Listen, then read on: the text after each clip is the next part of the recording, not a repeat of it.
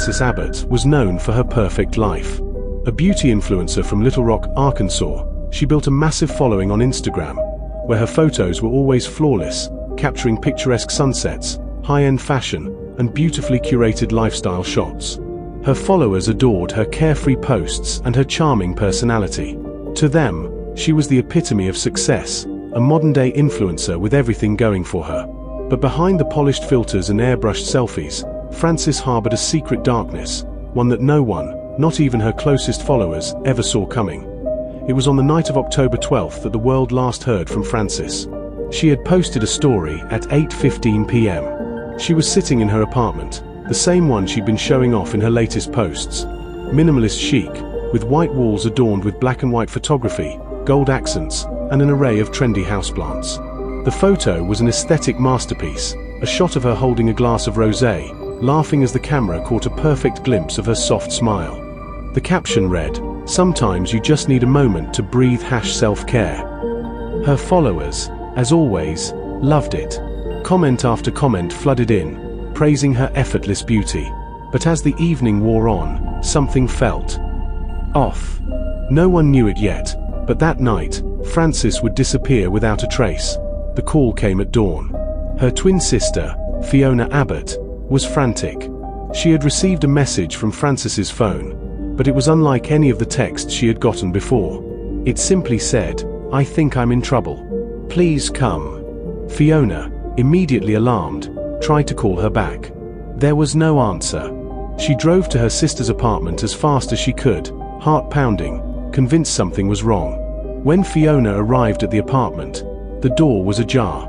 Frances was always the type to lock up tight, so the open door set her on edge. She pushed it open, calling out for her sister. There was no response. What she found inside was a nightmare. The apartment was unrecognizable. It wasn't the mess that shocked Fiona, it was the violence. The scene that greeted her was something straight out of a horror movie. Blood was splattered across the white walls, some of it still fresh and dripping, others dried into dark streaks. It painted the apartment in a grotesque tapestry. The floor was a carpet of discarded clothes. But not just any clothes. Frances's underwear was strewn all over the place, thrown in piles, as though someone had intentionally taken it. Fiona's stomach churned. Frances never left clothes around like this. Her sister was always meticulous about organization, especially her lingerie. But it wasn't just the underwear. The family photos on the walls were all gone. Every single one. Fiona's breath caught in her throat as she realized that the only photo left was a picture of Frances and her twin sister, taken when they were children. The glass had been shattered, the photo partially torn in a jagged line that ran through the center. The edges of the photo were frayed, as though it had been ripped from its frame in a fit of rage or desperation. Something about it felt deliberate. Fiona took another step into the apartment, a sense of dread growing heavier with every breath. The place was eerily quiet, but there was something wrong about the silence. The overhead lights flickered, casting strange shadows on the blood-splattered walls. In the bedroom, she found it. The bed was covered in blood. At first, Fiona thought it was just a horrifying scene of violence, but as she looked closer, she realized it was worse than that.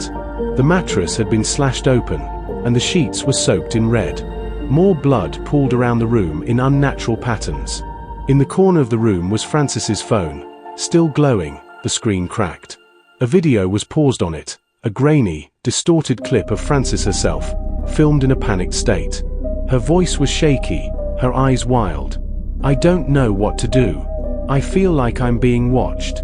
Every time I turn around, it's like someone is there. But when I look, there's no one. I can't escape, I don't know where to go." The video cut abruptly. Fiona's hands trembled as she touched the phone. There was no message afterward, nothing to explain the terror in her sister's voice. No one had known about the dark side of Frances's life, not even Fiona. There had been rumors, of course, whispers in the DMs from fans, some disturbing messages that she'd ignored, others that she'd blocked. But Frances had never mentioned it to anyone. She had always been the perfect influencer, the perfect sister. But what Fiona saw next made her blood run cold. Underneath the bed, hidden out of sight, was Frances's journal, the one thing she always kept locked. Fiona, shaking with fear, opened it.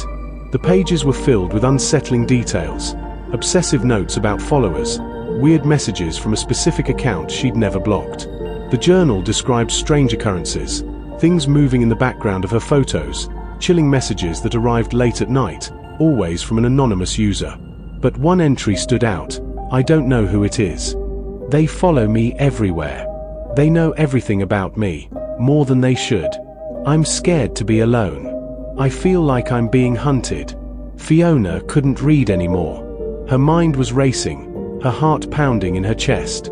Had someone been watching her sister all this time? Had someone been close to her? The front door creaked open.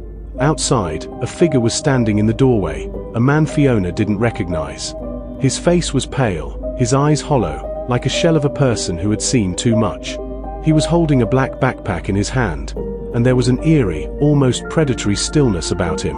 Before Fiona could react, the man stepped forward, a dark smile creeping onto his face. I see you found the treasure, he said softly, his voice oddly calm. She never told you, did she? About me. About how she liked it when I watched her. How she wanted me to take her. To keep her. Forever. Fiona froze. The man was talking about Frances like she was his, like he owned her. The man glanced down at the journal in Fiona's hands, his eyes widening. You shouldn't have seen that, he muttered, his smile fading. But now. Now you'll understand. Fiona turned, running toward the window. As she did, the man lunged at her, his hand catching the edge of her arm. She screamed, but he pulled her back into the apartment with terrifying force. And then, with a sickening finality, everything went black. A week passed before Fiona was found, alone in her sister's apartment, covered in blood, but with no memory of what had happened. The police never found the man. They combed the apartment, interviewed everyone, and searched the surrounding area. But there was no trace of Frances. Frances Abbott was gone, her social media accounts went silent, and the world moved on. But for those who knew her best, a chilling question remained. Had Frances been taken by a fan, an obsessed admirer? Or was it something far darker, something far more twisted? No one ever found out. But as the months passed, rumors swirled in the dark corners of the internet.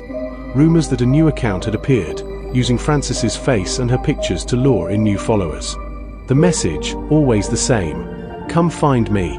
And somewhere, deep in the shadows of Little Rock, Arkansas, a new nightmare was just beginning.